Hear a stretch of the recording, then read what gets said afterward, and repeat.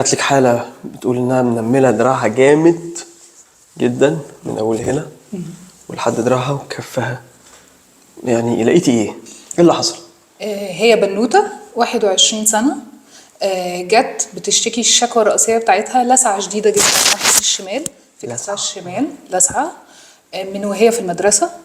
الموضوع لما دخلت الجامعة بدأ يزيد لغاية ما وصل لغاية أطراف صوابع إيديها.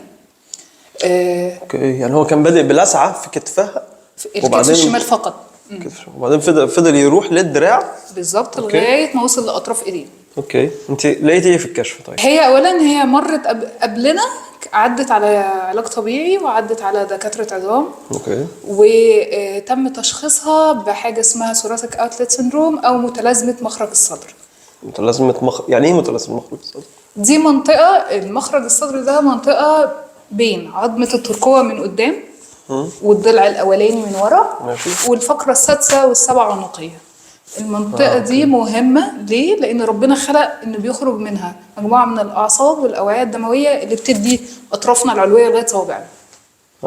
يعني أنت تقصدي إن ممكن الحاجات تتخنق هنا، يعني تقصدي؟ بالظبط. يعني هي المنطقة دي اسمها إيه تاني؟ متلازمة مخرج الصدر. متلازمة مخرج الصدر، يعني الحاجات اللي خارجة من الصدر ورايحة للدراع. أوكي. بالظبط كده. فهي كان عندها متلازمة مخرج الصدر دي. بالظبط. أنت قلتي 3 مناطق إيه هما؟ المنطقة اللي من قدام الترقوة ترقوة والضلع الأولاني من ورا الضلع الأول. والفقرة السادسة والسبع عنقية. أوكي ماشي. أوكي. المنطقة دي ممكن يا دكتور تضيق، يعني المساحة دي تضيق. ماشي. طب ايه المشكلة لما المنطقة دي يبقى تضيق أو تقل؟ أيوه. بتضغط يا إما على الأعصاب يا إما على الأوعية الدموية، فيجي لك المريض لو ضغط على الأعصاب يجي لك منمل في دراعه لغاية صوابع إيديه. طب لو أوردة وأعصاب، ولو أوردة يقول لك حاسس بإيه؟ لو أوردة أو أوعية دموية، لو أوردة بيزرق وبتبقى أطرافه ساقعة.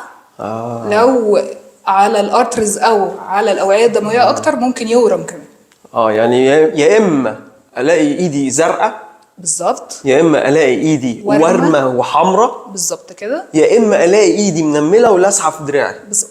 يعني ال3 دول بيترجموا عندك بمتلازمة مخرج الصدر. بالظبط. طب إيه معلش، كان العلاج تم معاكي إزاي؟ يعني هي خفت في قد إيه تقريبا صحيح؟ احنا بدأنا الأول كشفنا زي ما احنا بنعمل في الأوستيوباثي اسسمنت كامل أو كشف كامل لكل جسمها.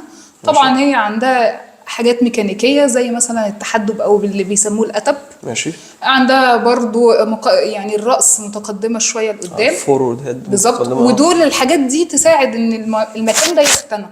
اوكي. فانت يعني انت اشتغلتي على ان راسها طالعه لقدام، اشتغلتي ان كتفها لافف لقدام، ودول عملوا متلازمه مخرج.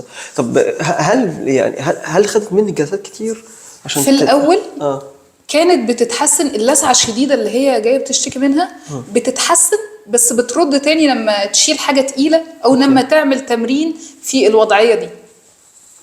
الوضعيه دي عشان ده بيخنق اكتر هنا. الوضعيه دي يعني هل الوضعيه دي غلط ولا تبقى غلط مع الحاله دي بس؟ مع الحاله دي بس. فانت عملتي ايه ساعتها؟ فعملنا عدنا الكشف مره تانية وعملنا اختبارات دقيقه شويه للضلع الاولاني من ورا. الضلع الاول؟ هو الضلع الاول ممكن يتحرك من مكانه؟ بالظبط كده. بيتحرك في يعني اتجاه؟ طيب ممكن هو بيتأثر أكتر بحركة الدماغ أو الراس والفقرات العنقية برضو. أول ضلوع بتتأثر بالفقرات العنقية.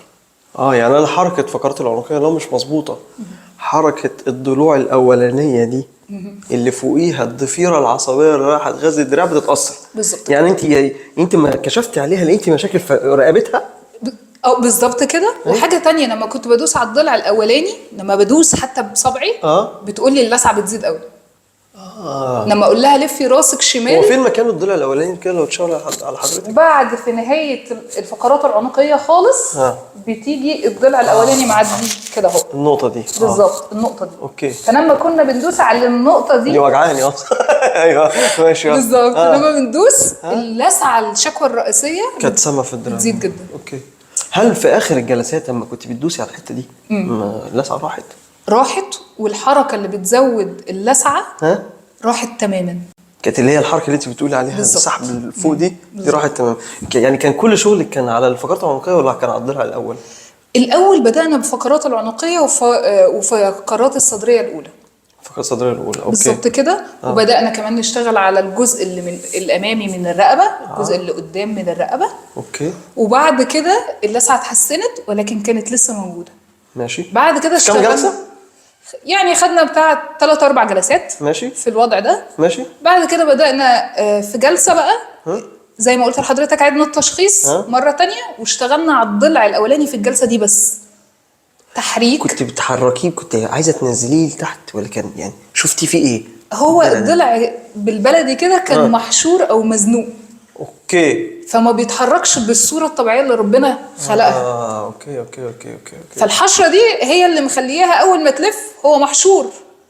فمش راضي يتحرك معاها فبيسمع بلسعة. لانه بيلمس العصب. بالظبط كده.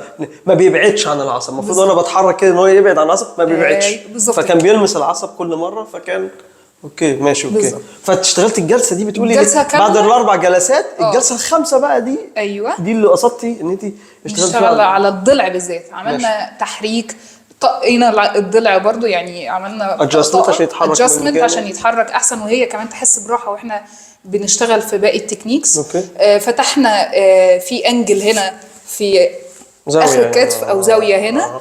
بدأنا نفتحها. أوكي. وفتحنا الجزء الامامي خالص تماما من عضلات الرقبه. بالظبط كده. وبعدين في اخر الجلسه في نفس الجلسه دي عدنا التشخيص تاني، يعني عملنا اختبارات تاني قبل ما تمشي.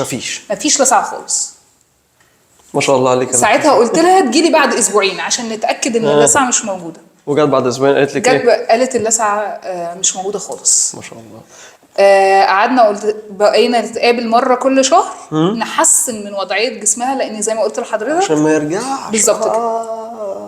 وما شاء الله هي مينتننس يعني. بالظبط كده. كان مينتننس. وما شاء الله هي بقى لها دلوقتي داخله في 4-5 شهور هي مستقره تماما وما بتجيش فري. يعني انا على تواصل معاها على الواتساب وهي الحمد لله فري اوف بين لغايه دلوقتي. ما شاء الله. الحمد لله.